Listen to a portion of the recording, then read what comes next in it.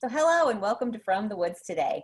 I'm Renee Williams and I'm an information specialist in the Department of Forestry and Natural Resources, and I'm here with my co-host Billy Thomas, and Billy's going to tell us what the lineup is for today. Hi, Renee. It's another great show on From the Woods Today, and thanks to all of our viewers out there that are with us.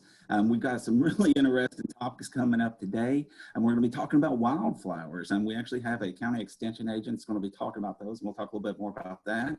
We also got our Tree of the Week, featuring really one of our most prominent and valuable species in the red oak group, the northern red oak. And then we're also going to have a snake ID, and this is going to be one that a lot of you all may have seen in your yard. So please stick around for that to make sure that you can see if you can ID that snake as well. And we'll have Dr. Matt Springer on doing that. We are so fortunate to have a network of county extension offices across Kentucky. So in each of your counties, there is a county agent. And, you know, we get a chance to interact with them, and they are doing some amazing stuff out there in response to this COVID situation.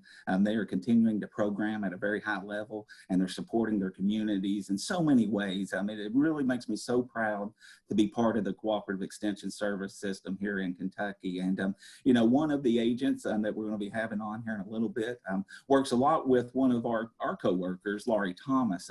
Laurie had a chance to work recently with Mr. Eric Comley, and Eric's an agent down in Garrett County.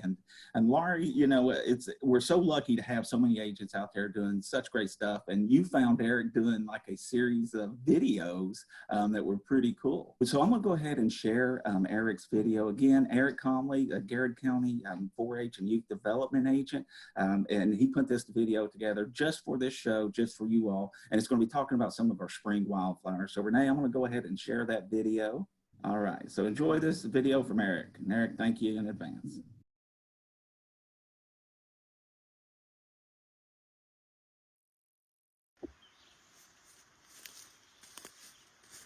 Hi, my name is Eric Comley. I'm the Garrett County 4-H Youth Development Agent.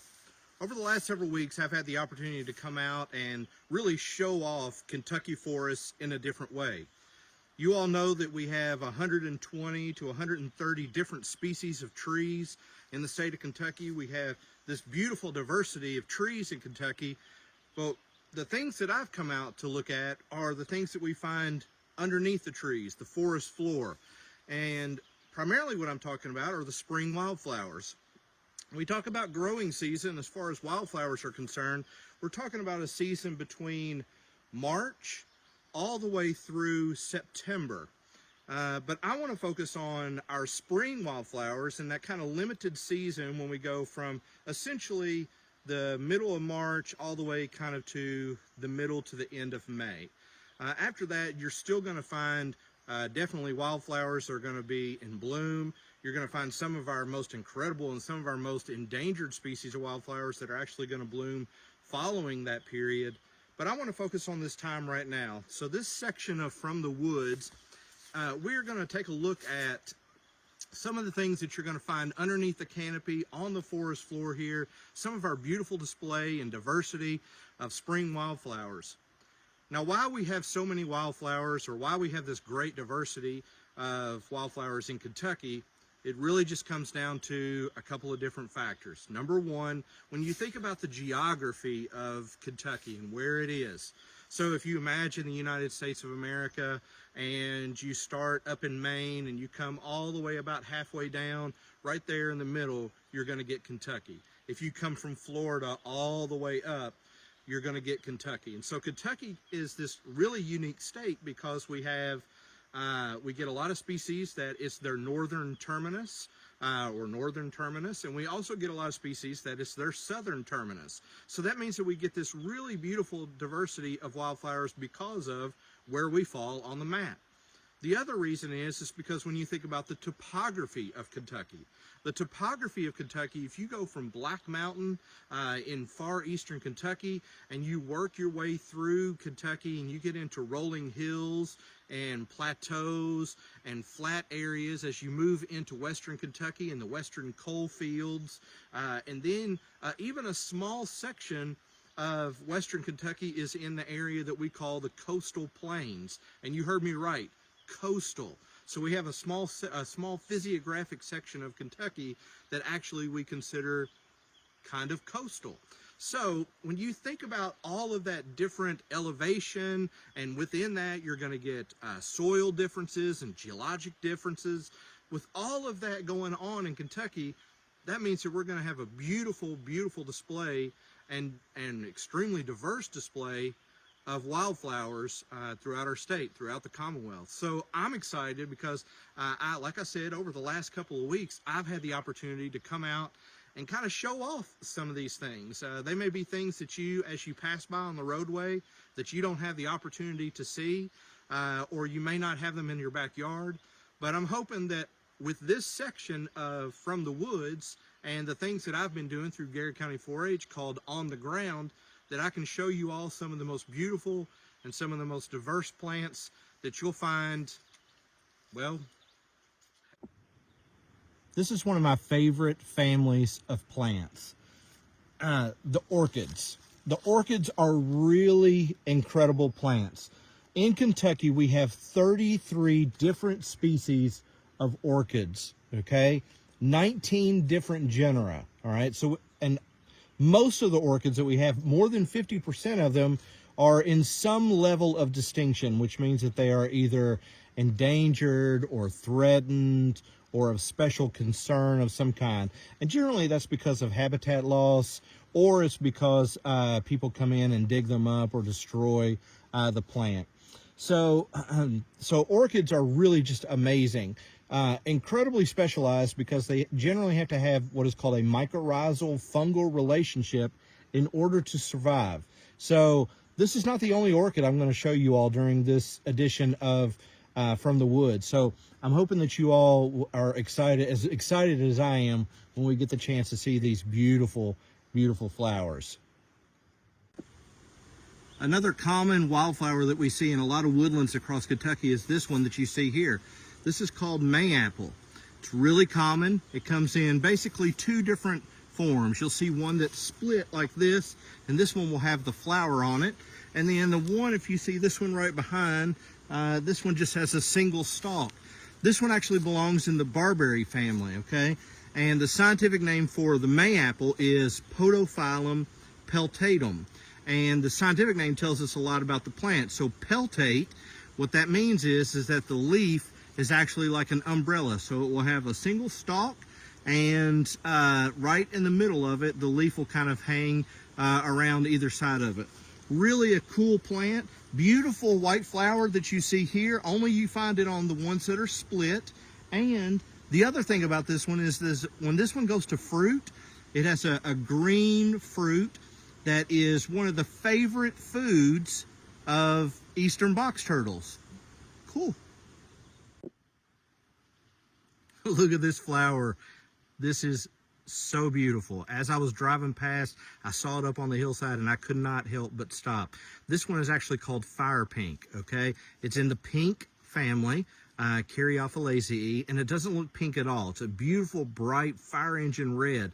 And this is one that's really going to stand out in the woodlands anytime that you're out. It does like kind of wet forests. You'll see it sometimes on rocky outcrops and things like that, but it is really just a gorgeous, gorgeous flower. Now, I've mentioned families.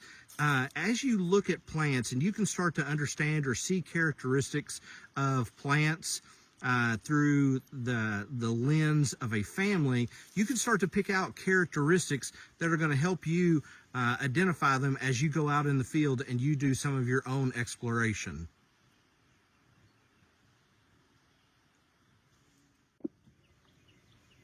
Look at this beautiful flower, this kind of lavender pink flower that you see here. This is called wild geranium, okay?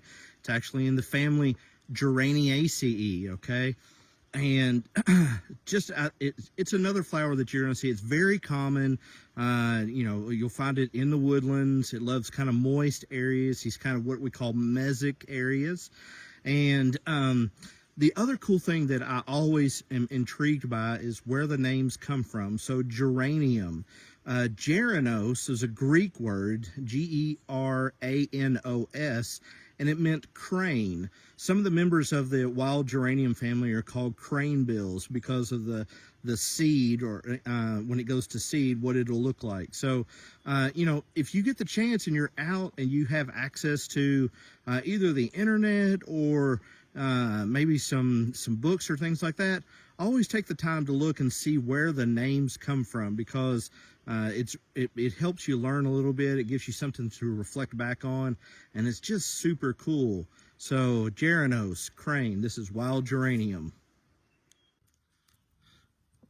So I thought I would stop here and show you this little flower here. This is called yellow wake robin, or yellow toadstool. It is actually one of our trilliums. We have 11 different trilliums in the state of Kentucky. Really amazing flowers. You see these things and we always think these are our leaves that are here. These are actually bracts, okay? So that's a part of the floral structure of this. Generally, trillium, Trillium, so tri meaning 3. So when you hear that, triple or anything else, you think trillium, all right? So it's got 3 bracts, it's got the 3 petals, the floral structure on the inside. Like I said, this one is yellow wake robin, and you can find trillium in all different forms. Mostly the one that we see, especially here in this part of the state, is called sessile trillium, but you can find them all the way up at the highest elevations in Kentucky, all the way down along the creek side. So really a beautiful flower, and they actually have a cool seed dispersal. So our seed dispersal is what is called myrmecockery, and myrmecockery means that ants actually take their seeds in, and they're the ones that plant the seeds for them. So isn't that really cool? Kentucky spring wildflowers. So this is the last flower that I'll show you, and I want to say thank you to Laurie and for having me do this. This has really been an incredible experience. I love wildflowers so much. The springtime is obviously my favorite season, and I get the chance to come out and see some of the cool things that Kentucky has to offer. So the last flower I'll show you, this is called yellow lady slipper, and it's one of the orchids. And we have 5 different lady slippers in the state of Kentucky. This is the large yellow lady slipper. This is Cypripedium parviflorum variation pubescens, okay? You can see it's pretty tall, and it's really just a beautiful, beautiful wildflower. The other lady slippers, we have the large yellow lady slipper, we have a small yellow lady slipper, we have a pink lady slipper, we have a white lady slipper, and then we have the Kentucky lady slipper, which is actually a really big, a big flower. And so we do have another one that is historically found in Kentucky, but it's called the showy lady slipper, and we haven't seen it in forever. And so I hope that someday we have populations that come back. So I just wanted to spend a few seconds and just tell you thank you, and get out, and if you have the chance, explore. There's a lot of really cool apps and references and resources that you can get back to and find out all the cool things that you have growing, maybe not in your yard, but maybe in some of the forests around Kentucky that you have the chance to get out and see. But like I said in the beginning, my name is Eric Comley. I'm the Garrett County 4-H Youth Development Agent. And if you have any questions for me, feel free to reach out to me at eric.comley, C-O-M-L-E-Y, @uky.edu. Or you can reach me at the Garrett County 4-H Facebook page. So I hope you've enjoyed this, and I've surely enjoyed it. Thank you so much. This is From the Woods.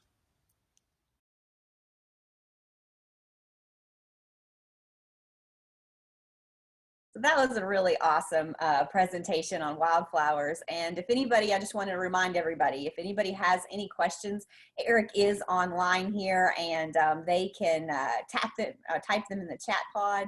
I see we have one, beautiful flowers and great presentation. We have that going on. And so, but if anybody has any questions, please do so by typing them in the chat pod, and Eric can answer those. But Eric, I know, and I didn't ask you beforehand, but some of our wildflowers are endangered, correct?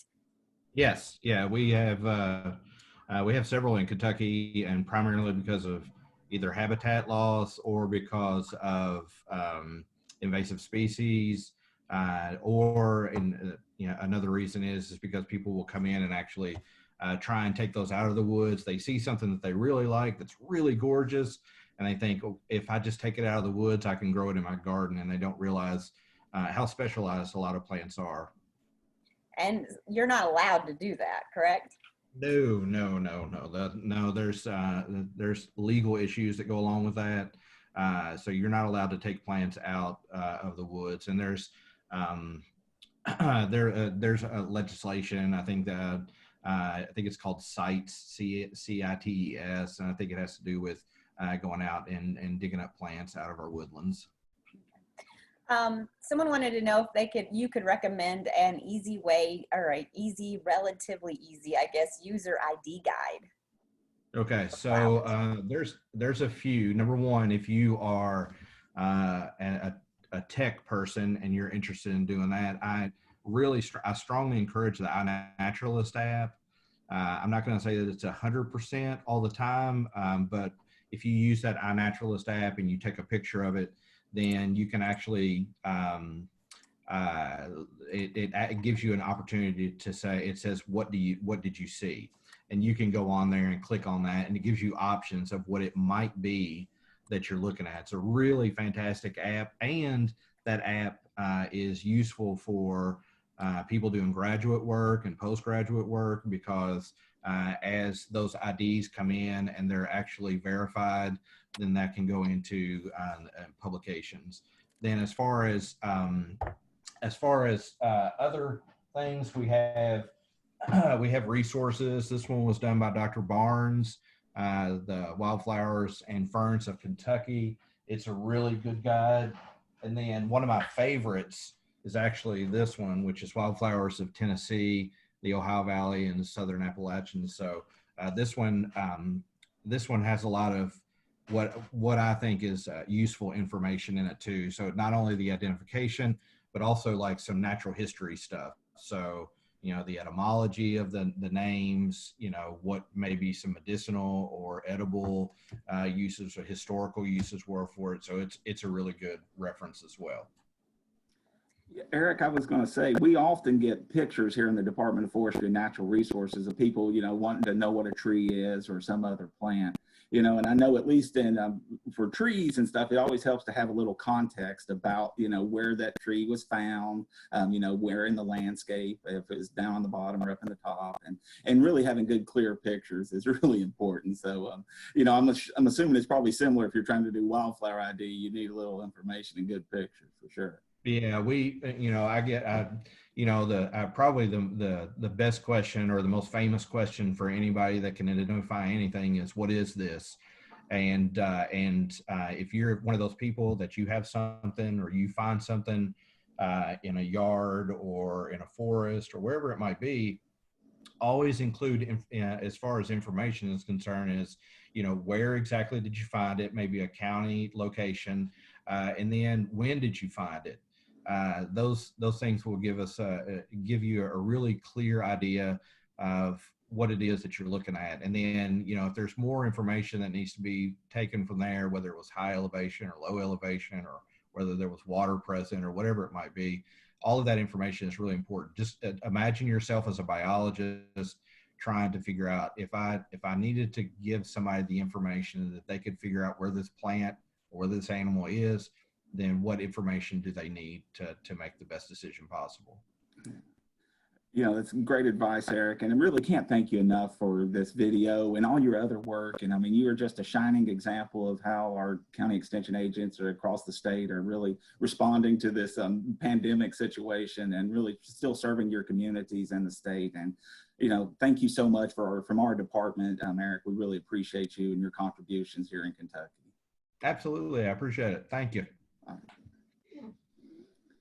All right, Renee, it's up next is we got the tree of the week.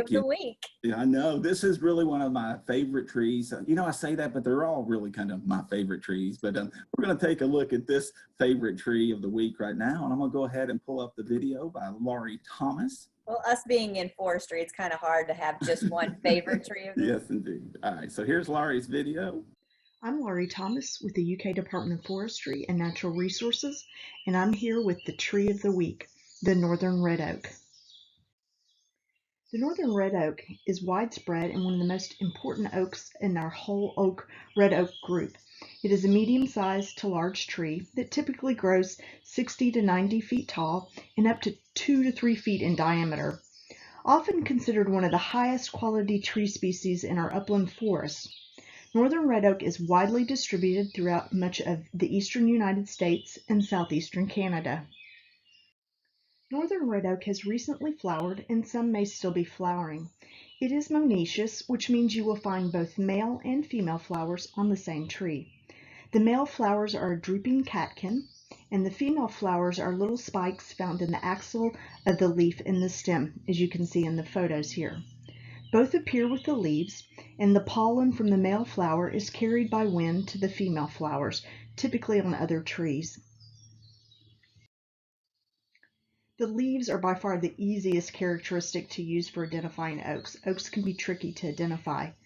Northern red oak leaves are deciduous and alternately arranged on the stem, as you can see in the photo. They're about 5 to 8 inches long with 7 to 11 pointed lobes that have bristle tips. The bristle tips on the lobes help distinguish red oaks from white oaks. The autumn color can be a beautiful bright red or sometimes just a reddish brown, but in general an attractive tree in the fall. The acorns are typically 3/4 to 1 inch long with a nearly round cap that resembles like a beret or a bottle cap, which covers about 1/4 or less of the acorn. The acorn without a cap has a very flat top. Red oak acorns mature over the course of 2 growing seasons, which means they'll be on that tree for 2 years, and drop in late summer or early fall, and they will not germinate until the following spring. Acorn production typically begins around 25 years of age, with best production more around the 50-year mark, and trees produce a good acorn crop every 2 to 5 years. The acorns are dropped or dispersed by birds and animals in the fall. The gray squirrel, which is a scattered hoarder, is very important for acorn dispersal and burial. And blue jays have been shown to be good long-distance dispersers of red oak acorns, as you can see in this photo here. Northern red oak is our most valuable red oak. This species is an important source of lumber. It's close-grained, heavy, and hard. And the pores are so large and open, as you can see in the photo, that it's said that a person can blow into one end of the wood and air will come out of the other, provided the grain runs straight enough. The wood is used for flooring, cabinetry, and furniture. It's used for all kinds of stuff. It's, like we said, a very important, very valuable hardwood. The wood makes excellent firewood because of its high fuel value. The national champion northern red oak is in Washington, Virginia. It was 285 inches in circumference, 131 feet tall, with a 116-foot crown spread. Kentucky's champion northern red oak is at the Garden Club of Kentucky in Bourbon County. It's 181 inches in circumference, 96 feet tall, and has a 95-foot crown spread. If you want to know more about national champions, go to American Forest Champion Tree National Register, or check out our state champions at the Kentucky Division of Forestry Champion Trees. I hope you get the opportunity to get out in your neighborhood, a local park, or your woodland and enjoy the wonderful northern red oak this year. Well, Billy, I know in the fall that's a tree I'm looking for. Yeah, it's absolutely gorgeous, you know, and it has, if you see it in the woods, it'll have really long kind of stripes up it. We kind of call those like ski trails. It's a good identifying feature of that tree. But yeah, it's a beautiful tree, and you know, it's just a general reminder that, you know, a lot of the wood that our trees produce here in Kentucky is really that fine wood, the wood that we see and use, you know, unlike the South where a lot of the wood is really pine, that's the interior construction stuff, but our woods is really what's is shown in homes and stuff. So that's why they're so important and so valuable for sure. A great tree. Laurie, thank you so much for that video. It was really nice. All right, Renee, we got one video coming. Yes, I guess we're moving on to our snake ID of the week. Yeah, so this video by Dr. Matt Springer is he's featuring a snake that many of you all have probably seen, but you may not recognize it or know what it is. So I'm going to go ahead and just pull up Matt's video. Good morning. This is Matt Springer here for Snake ID of the Week. And as always, I'm going to highlight our snake identification website, which can be found here at kysnakes.uky.edu. And let's get right into our challenge picture of the week. So here it is. This is a great image. It's able to give us both the pattern of the snake and the head shape. It has a really great view of the eye. And if we're going to ID the snake, let's start off because we have such a good picture of the eye.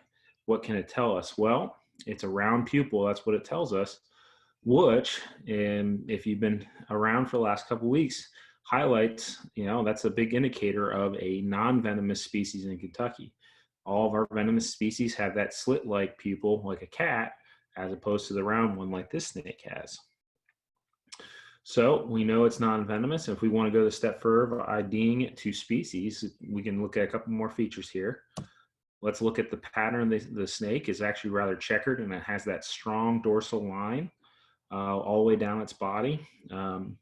And this is a really common snake in Kentucky. It's one that a lot of folks see in their backyards. And here's our answer. It's our common garter snake. As you can see, they have a very strong pattern. They're one of basically two snakes that are really commonly run into that have that pattern. The other one being the DeKay's brown snake, which is a little bit smaller than our garter snake. But this is really common throughout the state, a very non-venomous species. It's one that a lot of folks, especially kids, will pick up and play with if they know what it is, because they're relatively calm. They have a tendency to poop on you as their defense mechanism. But outside of that really stinky poop, generally they don't bite too often. So they're one that kids do get away with picking them up. But as always, we want to make sure to leave these guys alone unless there's a reason to move them. And going to end as I always do in general, right? Make sure you ID what snake you're dealing with. Assume it's venomous until you know otherwise. If you want to limit the amount of snakes in your area, reduce those shrubbery areas around your house, your garden, get rid of those rock piles, wood piles, anything that would attract either the snakes themselves for cover or the food that the snakes are after, like rodents. Keep your grass mowed short, and remember that these guys have lots of positive benefits to have them around, so don't go and just kill a snake because it's a snake in your yard. If you need any more information, we have our website, which I already talked about earlier, but we'll go over one more time. It's kysnakes.uky.edu, or you can find it through our Forestry Extension website at UKY as well. But the one thing that's very interesting is actually this snake was sent to us by a lady asking a question on it. And she's actually, she's on our Zoom show today. So I hope that she got her question answered. So if y'all have any questions, you're more than welcome to type them in the chat pod, and we can get them answered by Dr. Springer, and especially Holly, if you have any questions about the snake. She said, thank you. So Dr. Springer, I was telling her that the lady who actually submitted this picture is actually on our Zoom call today. So Hi, really Holly. Interesting. So one thing I do have a question for you about is the color of snakes and variations. It seems like there's a lot of issues where people think it's one snake and it turns out not to be because of color. Yeah, and I see Mike had just asked a very similar question about the range and color morphs for garter snakes. And if you get into the pet trade industry, garter snakes, actually there's varieties that are called like Christmas tree. There's that much where they can bring out the reds and yellows in them. But for wild garter snakes, usually you're going to see some variation of that yellow and green and almost down to an olive black, so that they're this snake that Holly had was actually quite bright colored. There's a lot of bright greenish in it, whereas most of the ones that I've seen in the wild have been a lot darker. Some subtle yellow, a little bit light green, and a lot more almost grayish black mixed in, which would help them camouflage. So it can range quite a bit from what we saw in the picture to what we see a lot more on the website images there, where you'll see a lot more dark colors associated with the snake and less flashy green per se. You know, Matt, I know as we're getting out in the outside in the gardens and, you know, in the woods a little bit more, we're probably going to have a lot more interactions with snakes. So, you know, as Holly did, I'll encourage folks to submit pictures either to the Snake ID website or to you or to the show. And Renee, just to remind folks, we do have on our FromTheWoodsToday.com website, you can get in there and submit photos, or if you have other topics you'd like to see addressed. And as Holly will tell you, we do listen and we do respond to your all's requests. So a big thanks for that. Yeah. Holly did say it was near a cave and wanted to know if that was common. You know, being Kentucky, we have pretty karst landscape, so we have quite a bit of that kind of, you know, cave-esque habitat present. Garter snakes are not ones that necessarily need a cave.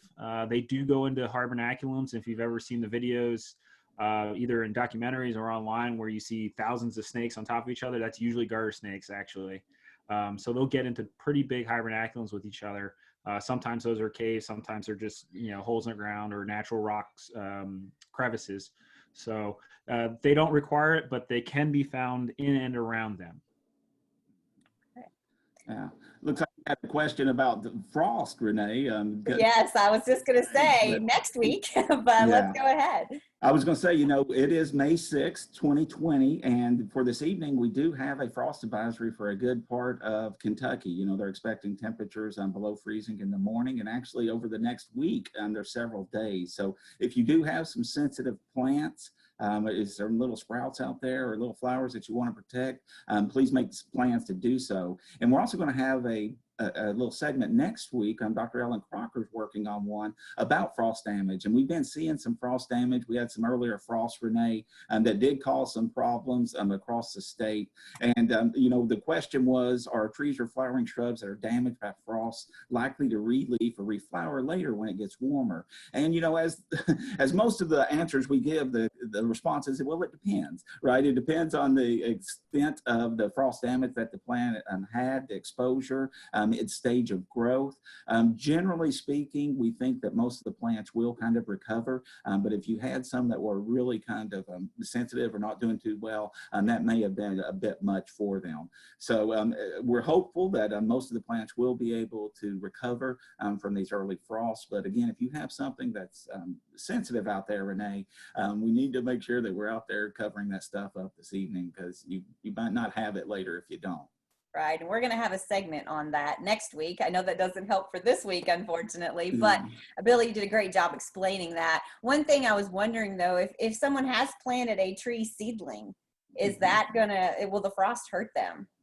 Well, it can, you know, and certainly tree seedlings would be a little bit more vulnerable. You know, certainly if we have a bigger planting, it's not really realistic to go out and try to cover up a whole field of seedlings. But if you just have one or two seedlings and it's easy for you to do, I would probably go ahead and make that effort, especially if it just got in the ground. Better safe than sorry, kind of an ounce of prevention, you know, is better than all the cure you can get. So, you know, in addition to the frost topic we're going to cover next week, we also have an amazing segment on grafting. You know, you can actually graft trees, and while it's quite common in fruit and stuff like that, you can actually do it with forest trees as well. So we're going to have Dr. Laura DeWald on next week, and she's going to be talking about grafting. And she's also part of a tree improvement project here in Kentucky for white oak, and she'll be talking a little bit about that as well. So I encourage folks, Renee, to join us again next week. And as a general reminder, we do have the recordings of previous shows. They're being archived on our website, FromTheWoodsToday.com. Yes, another thing too, we're going to start something for agents. I know we have some agents on here that they can get in-service training credit. And so if they want to stick on after the fact, I don't think that's available today. Correct me if I'm wrong on that, Billy.